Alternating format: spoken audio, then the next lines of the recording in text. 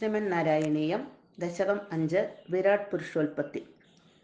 അഗജാനന പത്മാർക്കം ഗജാനനമഹർനിശം അനേകദം തം ഭക്താനാം ഏകദന്തമുപാസ്മഹേ. സരസ്വതി നമസ്തുഭ്യം വരദേ ജ്ഞാനരൂപിണി വിദ്യാരംഭം കരിഷ്യാമി സിദ്ധിർഭവതു മേ സദാ. ഗുരുർബ്രഹ്മാ ഗുരുർവിഷ്ണുർഗുരുർദേവോ മഹേശ്വര ഗുരു സാക്ഷാത് പരം ബ്രഹ്മ തസ്മൈ ശ്രീ ഗുരവേ നമഃ.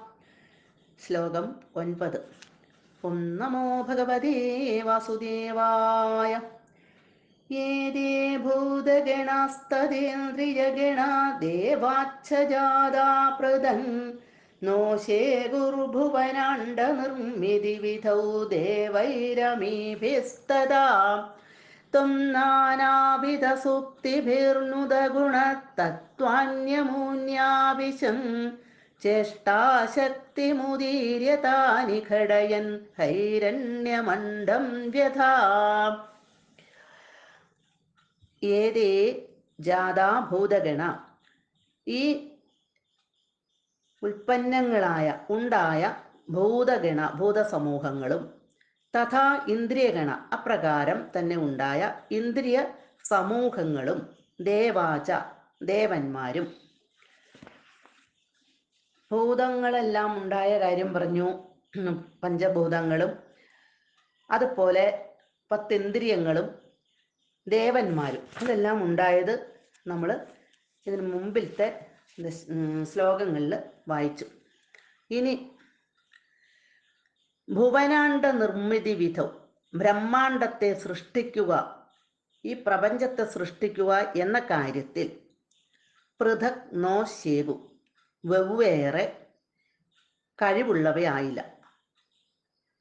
അതായത് ഓരോന്നും പ്രത്യേകം പ്രത്യേകം സൃഷ്ടിക്കുന്നതിനുള്ള കഴിവുള്ളവയായില്ല ഇപ്പം ഈ സൃഷ്ടിച്ച കാര്യങ്ങളൊന്നും. തഥാ അപ്പോൾ അമീഭി ദേവൈ ഈ ദേവന്മാരാൽ നാനാവിധ സുക്തിഭി പലതരത്തിലുള്ള സ്തുതികളെ കൊണ്ട് നുതഗുണ പുകഴ്ത്തപ്പെട്ട ഗുണങ്ങളോടുകൂടിയ ത്വം അവിടുന്ന്. ദേവന്മാരെല്ലാവരും അപ്പോൾ പലതരത്തിൽ ഉള്ള സ്തുതികൾ ചെയ്തു. അങ്ങനെയുള്ള ആ ഭഗവാന്റെ ഗുണഗണങ്ങളെയൊക്കെ പുകഴ്ത്തി സ്തുതിച്ചപ്പോൾ ആ ഭഗവാൻ അമൂനി തത്വാനി ആവിശൻ, ഈ തത്വങ്ങളിലേക്ക് കടന്നുകൂടിയിട്ട്, അതായത് ഈ ഭൂതസമൂഹങ്ങളും ഇന്ദ്രിയ സമൂഹങ്ങളും ദേവന്മാരും ഇവയൊന്നും ബ്രഹ്മാണ്ഡത്തെ സൃഷ്ടിക്കാൻ തക്ക കഴിവുള്ളവരായിരുന്നില്ല. ഇതൊന്നും കഴിവുള്ളവയായിരുന്നില്ല. അപ്പം അതിലേക്കെല്ലാം, ആ തത്വങ്ങളിലേക്കെല്ലാം, ഇവയിലേക്കെല്ലാം കടന്നുകൂടിയിട്ട് ചേഷ്ടാശക്തി ഉദീര്യ താനി, ചേഷ്ടിക്കുവാനുള്ള പ്രവർത്തിക്കുവാനുള്ള ആ ശക്തിയെ ഉദീര്യ ഉണർത്തിയിട്ട്, ആ ശക്തിയെ ഉണർത്തിയിട്ട് ഘടയൻ അവയെല്ലാം കൂടെ കൂടി കൂട്ടിച്ചേർത്ത്, ഇണക്കിയിട്ട് എല്ലാം കൂടെ കൂടി കൂട്ടിച്ചേർത്തു.